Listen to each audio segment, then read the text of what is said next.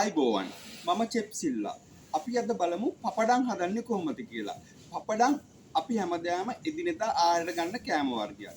ඒ වුණාට පපඩම් හදන්නේ කොහොමද කියලා දන්නේ නැහනේ. ඒක නිසා අපි හදන්න පපඩම කොහොමද හදන්නේ කියලා බලමු. මම මූලික වශයෙන් මේ පපඩම් හදන්න භාවිතා කරන උඳු පිටි. උඳු පිටි සහ අමුද්‍රව්‍ය කීපයක් තියෙනවා. මම එකින් එක වලට කියලා දෙන්නම්. මේ වීඩියෝ එක මගහරින්න නැතුව නරඹන්න. මම ඒ සඳහා තියෙන වැදගත් කරුණු ඔයාලත් එක්ක බෙදා ගන්න. අපි ගිහිල්ලා බලමු වීඩියෝ එකට මේ පපඩම් හදන්නේ කොහොමද කියලා.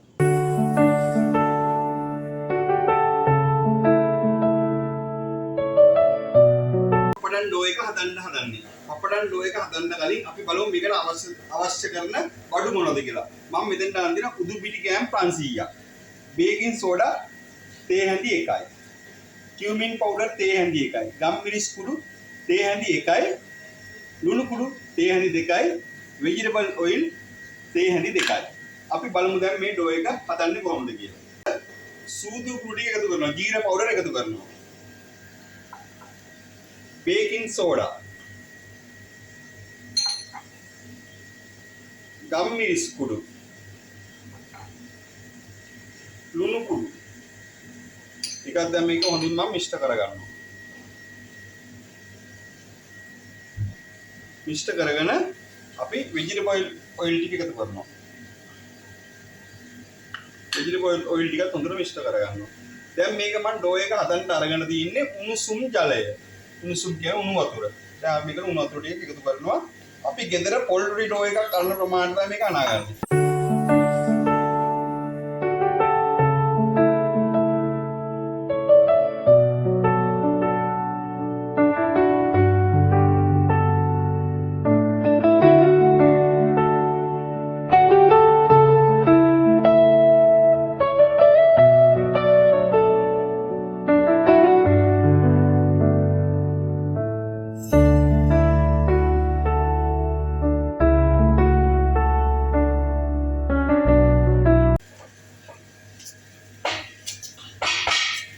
මේ තියෙන්නේ අපේ පපඩම් ඩෝ එක.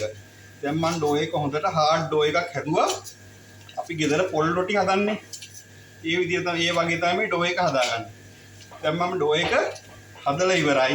දැන් මම මේක විනාඩි 30ක් හොඳට වහලා තියන්න පිපෙන්න.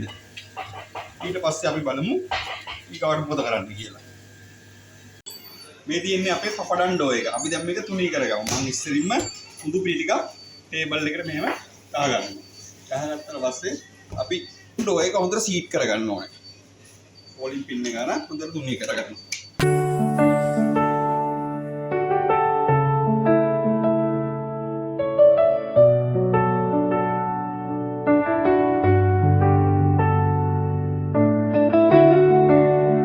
හරි දැන් අපේ ඩෝ එක හොඳට තුනී කරගත්තා. අපි තා පොඩ්ඩක් හොඳට තුනී වෙන්න මේක තුනී කරගන්න. මම මේ උඳු පිටි තමයි ගහන්නේ උඩට. තුනී කරලා අපි හොඳට තුනී කරගන්නවා මේක.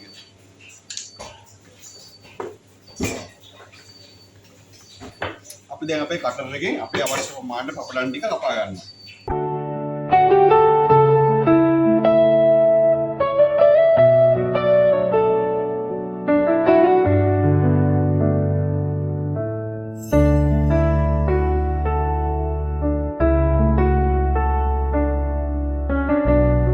පපඩම් ටික අපි හොඳට කපා ගන්න තියෙන්නේ. අපි දැන් මේක හොඳට අපේ තැටිය තුනී කරනවා.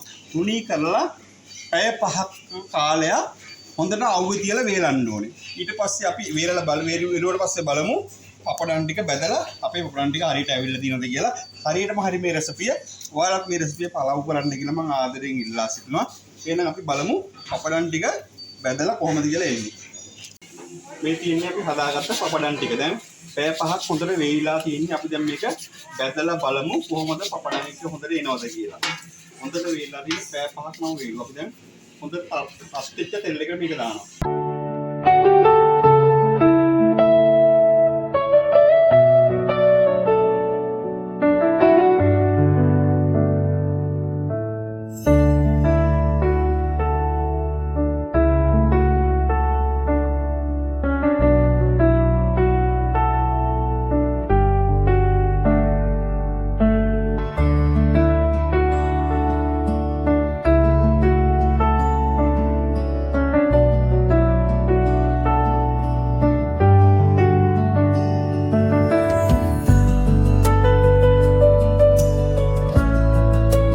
අපි හදාගත්ත පපඩම් එක. අපි දැන් මේක රස බලමු. ඇත්තටම කඩෙන් ගෙනා වගේ හොඳට රසට කර ගාලා හැපෙනවා. ඔයාලත් මේ විදිහට ගෙදර පපඩම් හදලා රස බලන්න. මේ විදිහේ වැදගත් වීඩියෝ ෂෙයා කරන්න. ඔයාලා යාළුවන්ගේ අතර බෙදා ගන්න කියලා මම ආදරෙන් ඉල්ලා සිටිනවා. නැවතත් අලුත් වීඩියෝ එකකින් අපි හමු වෙමු.